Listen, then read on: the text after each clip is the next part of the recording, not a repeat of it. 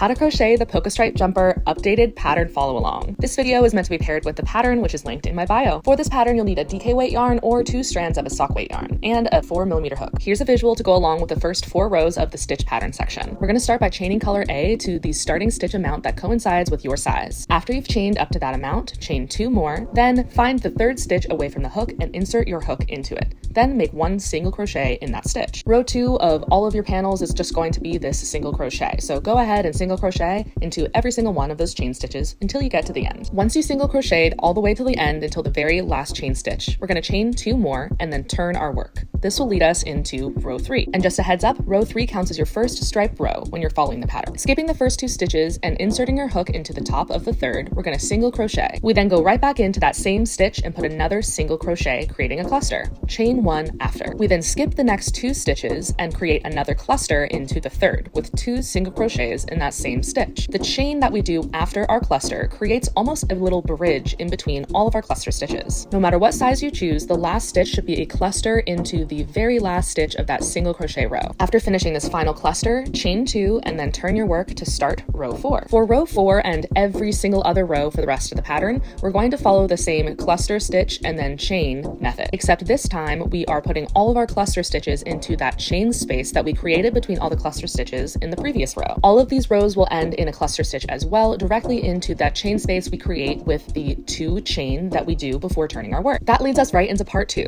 switching colors. When you know you're about to switch colors, go ahead and only chain 1 after that final cluster stitch of the previous color. Cut the yarn so that there's about 1.5 inches of a tail left, then turn your work. We're now ready to go in with our new color yarn. Leaving about the same size tail of our new color yarn as our old color yarn, we're going to go in with our crochet hook into that last single crochet and pull that new yarn color right through the top of the stitch. Then go ahead and chain 2 just like you would at the beginning of all of the other rows. If you don't want to end up with a ton of loose ends at the end of every panel, I highly recommend weaving in your ends as you go. You do this by picking one side of each panel for all of your crochet ends to be weaved in on. In this case, it's the back of the panel. So I am crocheting over the tails and holding them alongside the back of the panel so that way they get weaved in along the way. Making sure that you are always weaving your tails in on the right side of the panel will make sure that all of your tails end up on one side of the panel when you're done, and one side of the panel always ends up looking clean. I left this clip in to show you that this can be a little bit of a pain in the booty. You want to make sure you really tuck in all of those ends as you go, but it is worth the little bit of a fuss right now because you get this super nice clean result on the opposite side when you're done. I hope you guys enjoy making your Polka-Stripe jumper. You can find this pattern through the link tree in my bio.